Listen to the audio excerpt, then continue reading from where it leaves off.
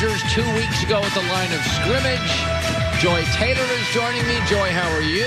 What a great weekend. Oh, lost a little money on that Packer bet, but...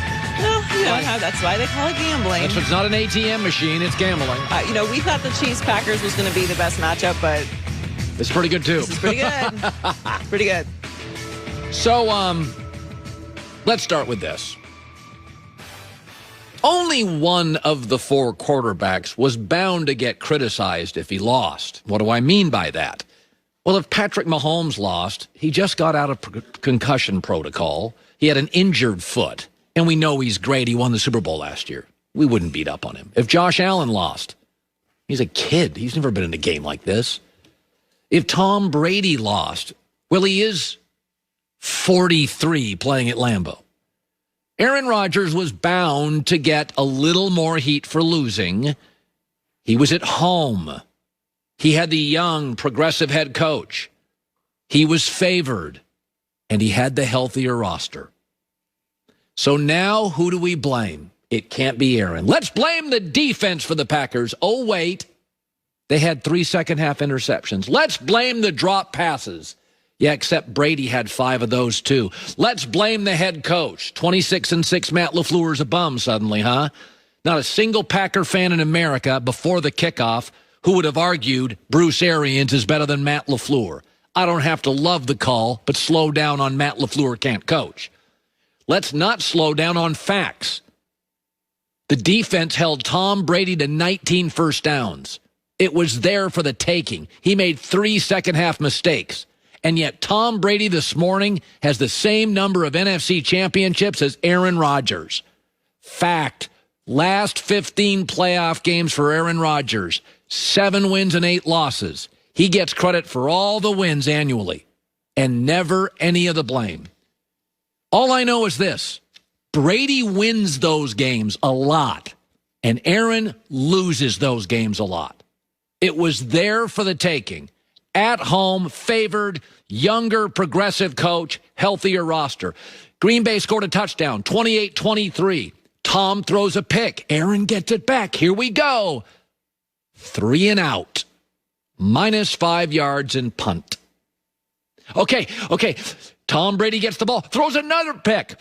Aaron's got the ball again, can take a lead. 3 and out. No yards. Punt. Aaron this morning isn't even the most criticized Aaron in Green Bay. It's Aaron Jones. He had the audacity to fumble. Did you see the hit? I mean, fumbles happen when you get smoked. When a helmet hits a ball, it happens. It is amazing. Let's blame the corner for the Packers. It was a Kevin King. Let's blame him. Except how did Tom Brady get that possession? Aaron Rodgers threw a pick.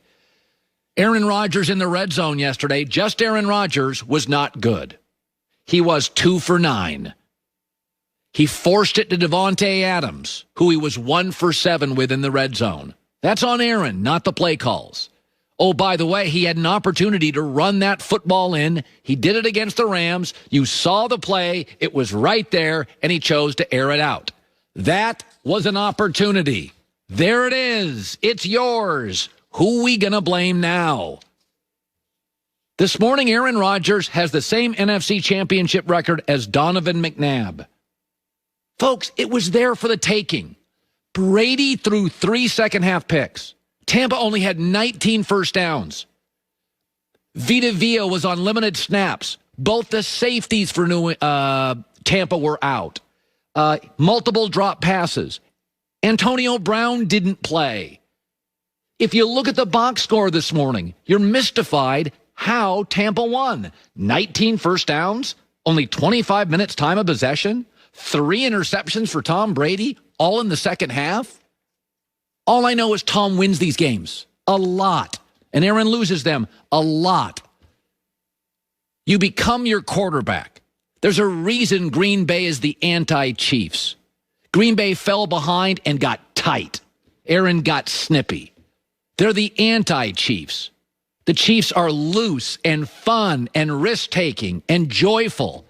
And they play almost better from behind when challenged. Green Bay does not. And to me, that says something about the personality of Mahomes and the personality of Aaron Rodgers. You've got to overcome in the playoffs. 4 times in Tom Brady's career, he has thrown 3 interceptions in a playoff game. He's 3-1 in those games. He overcomes. Green Bay's last 7 playoff losses are to teams they lost to, 7 for 7 in the regular season. They can't overcome. They can't beat a team that beat them. Brady just did last weekend. You've got to overcome. Kansas City overcomes deficits. They did yesterday. They did last year. You got to overcome picks. You got to overcome fumbling at the 1-yard line. Aaron is a baller with a lead and often a bailer when trailing. And the minute they fell behind, it looked like a lot of Packer games in crisis when they fall behind. They couldn't overcome. That defines the playoffs. I didn't love the call by Matt LaFleur, but analytically, they had 3 timeouts left and a 2-minute warning. Aaron had been bad in the red zone. Get the point. You'll get the ball back if you make a stop, which you mostly had with Brady in the second half. You'd have 1:40 left. I understood it, didn't agree with it, but can we bring up the play where Aaron had apparently an angle to either run it in? And after the game, blame on kicking the field goal and not going for it. Here's Aaron. Well, I didn't have a decision on that one.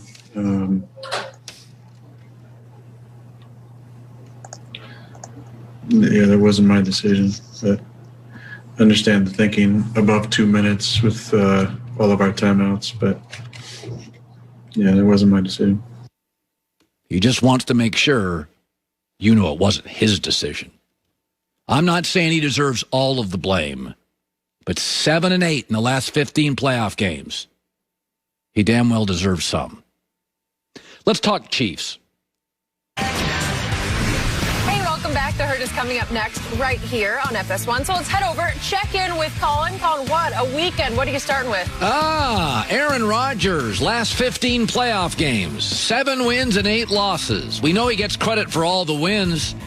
Maybe occasional blame for some of the 8 losses. That's coming up. All right, Colin, thank you. Well, Josh Allen finished his first AFC Championship appearance with just under 300 yards passing, 2 touchdowns, and an interception. Allen also had 88 rushing yards, but was sacked 4 times for a loss of 53 yards and had a second interception called back for a penalty on the defense. So, Skip, how did you feel about Josh Allen's performance?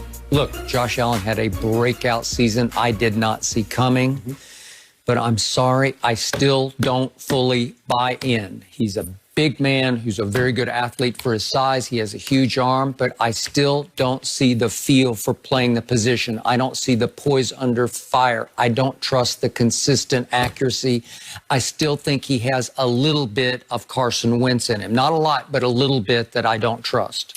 Well, I trust him. I think he made tremendous strides, and I think he's only going to get better, Skip. But at some point in time, he got to stop blowing these leads. He had a 16-point lead against the Houston Texans. He had a 9-point lead. Now, Mahomes, there's nothing. But I just believe, Skip, with Stephon Diggs, they're going to get better. Skip, there was a play in the ball game, and you probably don't remember. I think it was second down, and they swung the ball out to Singletary out of the backfield. He might have scored, and he dropped it. He did. And it looked like nobody was home. Nobody there. And that's the difference. Sometimes, Skip, now all of a sudden maybe we're having a different discussion. But Josh Allen was going to need to be Josh Allen of the last 7 regular season games because Mahomes was in his bag yesterday. And so he was going to have to match that. If you're off against Mahomes and he's on, there's nothing you can do. I'll still take Baker over Josh. Don't do that, Skip. Any day. Don't do that, Skip. Give me Baker Mayfield. Leadership, playmaking. No, I'm taking Josh Allen. I'm taking Josh Allen. He's going to be he's here to stay, Skip. He's here to stay. Now, he ain't going to be Mahomes. Now, that's a whole different ballgame. We talking about that's a whole different level. You talk about GOAT.